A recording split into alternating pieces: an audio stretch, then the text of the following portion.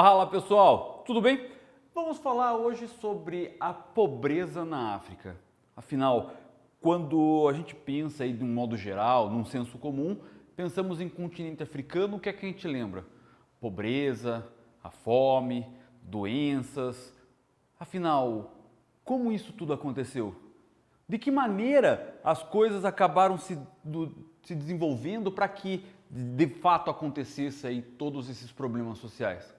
Nessa aula a gente vai começar a perceber características de dados estatísticos que vão elucidar para a gente aí fatores históricos envolvidos no processo aí da pobreza, da fome no continente africano. Para a gente poder entender esse processo, vamos retornar à história. Vamos entender que durante muito tempo houve um processo de colonização, também chamado de imperialismo, neocolonialismo no continente africano. A população europeia, os países aí industrializados da Europa, buscavam novas fontes de matéria-prima, uma vez que já havia o esgotamento de diversos recursos aí no continente europeu. Assim, lá no ano de 1885 há um processo chamado de Conferência de Berlim, que faz com que as terras africanas, que até então não existiam aí estados modernos organizados, passassem a ser divididos entre os países da Europa. De uma maneira com que não se preocupasse com as pessoas que de fato viviam na região, que de fato não tivesse aí nenhum tipo de preocupação com isso. Assim, quando houve então o colonialismo dentro do território africano, acaba fazendo com que tribos inimigas acabem sendo unidas no mesmo território, assim como tribos irmãs acabam sendo separados em formações de estado diferenciadas. Enquanto houve a dominação do europeu sobre o território, ok. Porém, no período aí do final da Segunda Guerra Mundial e início da Guerra Fria, começa um processo de descolonização africana, onde não houve aí uma preocupação com como é que vai ser organizado o território aí desses lugares onde durante muito tempo foi colonizado. Simplesmente houve a retirada dessas organizações estatais europeias desses territórios africanos.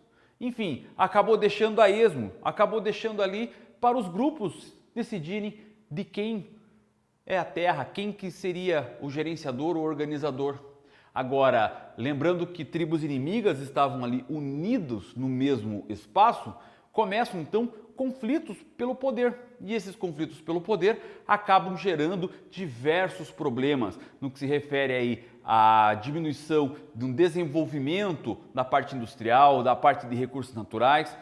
Então todo tipo de riqueza começa a ser aí gerado para a guerra, para o conflito. E não tem nenhuma preocupação com as condições sociais, porque enquanto a tribo A está no poder, ela vai dar condições e políticas públicas simplesmente para a tribo A. A tribo B acaba não tendo nenhum tipo de situação. Porém, a tribo B se revolta com essa situação e começa então a criar um conflito, uma guerra civil, que vai gerar uma desordem social. E digamos que essa tribo B acabe assumindo o poder. Então ela vai criar um revanchismo, em que ela vai dar políticas públicas para o grupo B e o A não. Então, essas situações de má organização do Estado, logo que há o processo da descolonização, é que gera todo um processo então de problemas sociais e de pobreza existente no continente africano. Vamos dar uma olhada nessa tabela aqui, gente, ó. Para vocês terem uma ideia. Veja, Sudão, um país com uma renda per capita interessante. De todos aí os países, nós temos aí uma organização até relativa. População por ano tem cerca de $1.130 ali. Veja a taxa de analfabetismo, 28%, mais de um quarto da população é analfabeta. Essa condição de falta de informação, de falta de renda, que também não é das piores, vamos lembrar, acaba gerando também uma mortalidade infantil bastante alta.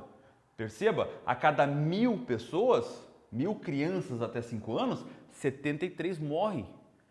Então percebam, claro que a gente está falando de crianças e está falando de mortes. Uma já é importante nessa situação. Mas como a gente está falando de estatística, é uma situação já elevada para os padrões aí da humanidade. Então, já mostra uma condição de saúde que não é lá muito interessante. Vale lembrar que no Sudão, por exemplo, há diversos tipos de conflitos existentes aí a exploração das áreas agricultáveis, das regiões de petróleo, conflito aí da cidade aí de Khartoum, juntamente com Darfur, que acabam gerando ali rivalidades e, consequentemente, um conflito que perdura até os dias de hoje, acaba dando uma expectativa de vida, de certa forma, baixa, 62,1 ano. Então, percebam que essas condições de conflitos, de processo aí mal organizado do neocolonialismo, da saída dos colonizadores, fez com que gerasse aí dados estatísticos sociais, indicadores sociais bem problemáticos. Vamos chegar aqui, ó, direto na Namíbia, que é aqui de todos o que tem a melhor renda per capita. Perceba ali, ó, 5.800 dólares mais ou menos, onde temos uma taxa de analfabetismo de menos de um quarto, que já é alta se a gente levar em consideração os padrões aí de países desenvolvidos. Agora, nós temos uma mortalidade infantil um pouco menor, baseado já num rendimento um pouco mais organizado. Agora, nós temos uma expectativa de vida um pouco maior. Perceba que à medida em que a renda per capita, a distribuição de renda acaba sendo ali mais equiparativa, acaba de fato gerando aí diminuições de indicadores aí complicados na parte do social. Agora percebam aqui, ó, Etiópia e Mali. Vejam que no Mali nós temos 670 dólares por ano por pessoa. E isso acaba sendo uma quantidade muito pequena. Se a gente levar em consideração, onde nós temos aí 2/3 da população analfabeta no país, onde nós temos uma taxa de mortalidade infantil, condições de saúde absurdas, 128 crianças para cada 1.000. E isso, obviamente, então interfere na expectativa de vida. A qualidade de vida dessas pessoas é tão baixa, tão ruim, que acaba aí tendo uma quantidade bem pequena de tempo de vida. Percebam que essas condições, assim como no Níger, que vai perceber aqui, ó, 58 anos somente, 114 aí de mortalidade infantil, uma taxa de analfabetismo absurda, tipo 70% a mais da população é analfabeta, não tem informação.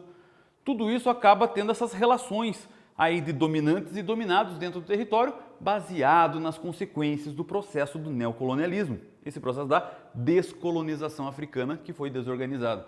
Assim, todas essas características, esses fatores, interferem também na pobreza extrema e a fome existente na região.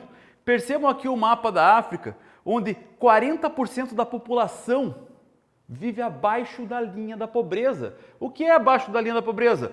Menos de 1,25 dólar por dia, isso dados de 2012. Importante lembrar. Percebam que nesses países marcados aqui, gente, quase a metade da população vive na miséria, vive passando fome, vive com situações que acabam não tendo aí nenhuma condição de dignidade. Então, esse é o panorama geral da fome e da pobreza, assim como diversos outros indicadores sociais do continente africano. Todo o processo histórico e atual de conflitos acaba gerando uma situação perversa nos indicadores sociais. Eu espero que você tenha entendido como é que foi organizada essa situação dos indicadores sociais. Eu vou ficando por aqui desejando para você um ótimo momento de estudos. Muito obrigado por ter assistido essa aula e tchau, tchau!